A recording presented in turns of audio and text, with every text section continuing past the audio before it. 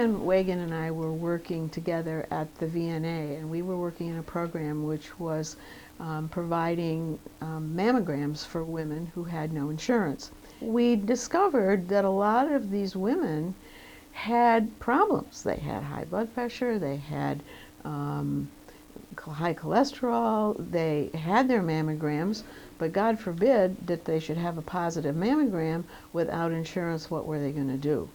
And we just kept seeing this over and over and over again. And we finally said, you know, we've got to do something about this. Well, it was obvious that there were a lot of people who were lacking insurance and still needed medical care. I had no idea how much need was out there on the Cape. We learned this as the years went by. It's the little guy that you got to reach out and take care of. People who may need it most can least afford it. And it's not that they're lazy, it's not that they don't work, it's just they're falling through the cracks. We're not going to let that happen. I remember an article in the Falmouth Enterprise that was prompted by Marianne Wagon and Admiral McDermott wanting to found a clinic that would cater to the uninsured population and to provide access for health care. So the two of us sat down in her little cubby hole of an office, and she outlined it for me, and I said, golly, we can do it. I said, don't tell me you can't do it. So from there, it started to grow. And of course, when you start a clinic, you have no people, you have no money, you have no plan at that point in time, and you really don't know where you're going to go. I sort of sat at the side of the table of Bill McDermott and Tom and Gretchen, and you know, from being in the Navy, I learned how to throw a hand grenade every once in a while to get things going. So many people came together, and it was amazing, all the people that came together from all different walks of life. We had attorneys, we had doctors, we had nurses, we had social workers, we had mental health workers, all people who had really seen this as a problem. If you listen to the community, you know what needs to be done. And the community will respect that and support it. Yet at this time, Dr. McDermott said to me, well, how much do you think this is going to cost? And I said, $10,000. And I was serious. I thought, for $10,000, we could change the world. And I remember in the beginning, because I brought up the financing, I said to him, Bill, what are we doing to get financing to get this program underway? One of the ladies at the table said, oh, we can do cookie sales. That's going to be an awful lot of cookies. When there's a need, there's a very high expectation of possibilities. I was most impressed by the generosity of the Falmouth area and by people who wanted to come forward. It was just roll up the sleeves time and get things in order. So then we started scurrying for a place to open up, and of course the rest is history. I talked with a couple of the principals up at the Falmouth Hospital.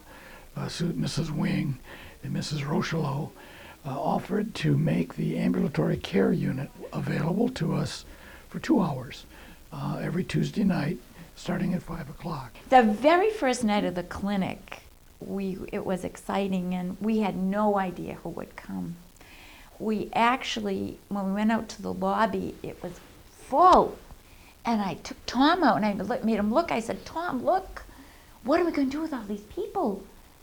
He said to me, well, we'll do our best. I said, right, we'll see them all. It was great then. We had that whole first floor. So people were coming in and registering at the desk, and then we'd tell people who was here and what their needs were. We actually saw 10 patients. Of those, 3 had cancer. And I saw a man who was suicidal, a fisherman. All of these things came right at the very beginning. We saw a number of patients who had malignant disease, and we were able to take care of them. And I can remember Gretchen Sweeney bringing home records of people. We had to schlep all the medical records, all of our equipment. And Dr. Sweeney, and at night, poring over these records to do the assessment, the professional work that had to be done in every case. It was gratifying to see this just steady progression of progress, starting with, what, a room or two in the hospital. Yes, we started small, but we did it right. And we laid the foundation so that the clinic could grow. About a year after we started doing that, we moved the office and the patient exam facilities over to Town Hall Square. We were delighted to have some space. It had actually been used as a clinic. We had our records right there and all our equipment was in one place. Some of us went up and cleaned and sanitized hospital beds. We had an awful lot of fun with our hair tied up in rags. When you volunteer for something, you frequently have to do whatever is needed. Again, we have humble beginnings. I think it consisted of 2 examining rooms and 3,000 patients, not to exaggerate. We kept trying and changing and walking by each other sideways and telling people they needed to lose weight because we were in such close quarters. It was cold in the winter and hot in the summer, and you never knew whether the elevator was going to work. Town Hall Square was on the 2nd floor. And if you had someone who had congestive failure, you had to put them on the elevator, and the elevator was decrepit. It just about made it up to the 2nd floor. And you know, you could see the frightened expression on their faces as they went up on the elevator.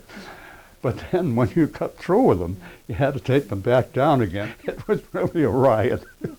But I mean, sometimes we'd be there for hours with patients, you know, which is not, we were a free clinic. We weren't under any jurisdiction of any governmental agency or anything like that, so you could spend hours with patients. Compassionate care. I'd love to be able to remember the names of all of the people that stepped forward at various points in time and said, hey, we'll help. The physicians came forward. The nurses, the clerical help, they were just wonderful. I think they all loved it. Every time they see me on the street, they say, oh, remember? Wasn't that fun? Good people knew that they were doing the right thing. I'm overwhelmed. That's the only thing I can say. Just the facility itself is beyond anything I ever thought. This is incredible, absolutely incredible. Oh, I knew it was going to happen. No doubt.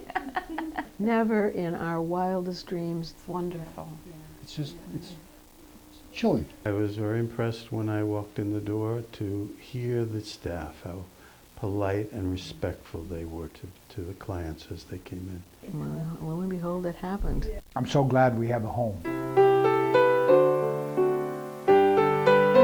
I think you truly describe it as a dream fulfilled.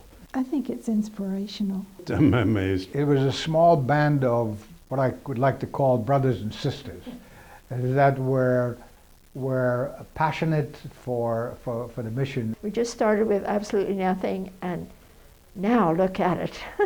But there was never any doubt in my mind, the way this was, the motivation, the drive, the giving. I am just so proud of all of you. It is fabulous. Well, I think it's something really that the community brought into being. It's that sort of, call it what you will, camaraderie, that everyone sort of pitched in to make sure everything got taken care of. So you felt you were really part of a team. It was family, it was community, it was... Yeah, we were really giving of ourselves. The community was so supportive. No one said, that's too difficult, it's not possible. They said, yes, we do need a clinic, and what can we do to get there? It's really this kind of an attitude and philosophy that's going to survive. So I think Falmouth is very fortunate, but I think they deserve it. It's a wonderful feeling, and it's just such a real joy to see this facility. I think we need to thank the community for what it did and to realize that, you know, dreams do come true.